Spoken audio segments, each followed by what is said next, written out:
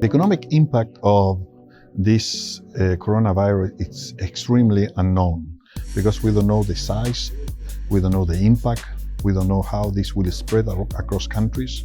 But initially, it's not far-fetched to think that the economic impact will be huge. Mostly not because of the mortality rate that the virus has shown until now, but because of the economic measures that have been taken to undermine the spread of this virus. OECD has calculated a decline in the GDP of the world to 2.5, 2.6% this year, which is a substantial decline in the world GDP. But you can think that this can go into even a bigger impact to the world economy. China was supposed to grow this year 6%.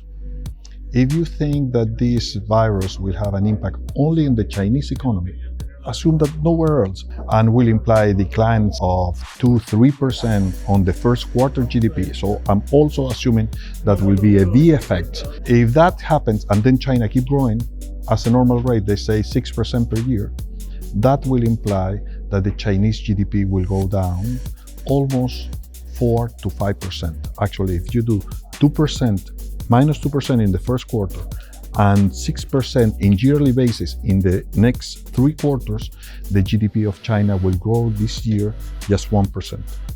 That 1% growth implies that the world will grow 1.3% this year. That is a very, very, very low rate of growth for the world economy, and that assuming that the impact is only on China. Add to this the potential impact on commodity exporter countries, on Korea, on Italy, and the rest, and we can arrive very easily to a global recession due to the coronavirus. So 2 things come out of this. The first one is that we have to be very careful about the policies that are undertaken. The Fed, for example, has been pumping more money to the system. If I have a supply shock, if I have a problem with the value chain, you can dump all the money of the world, that won't have any effect. But the real problem is not being fixed. Secondly, whatever is the behavior of the virus, did we have a long-term effect? One thing that this virus has done is to make it clear that to have a dependency on China in the value chain is extremely risky.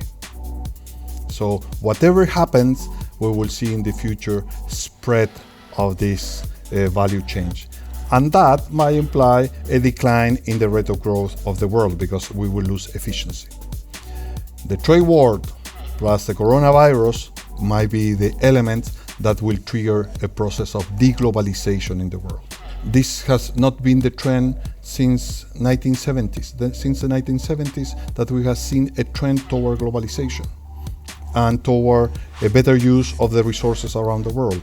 If we are going to a deglobalization, a balkanization, however you want to call it, the long-term rate of growth of the world will tend to decrease. And this is something that we have to be careful.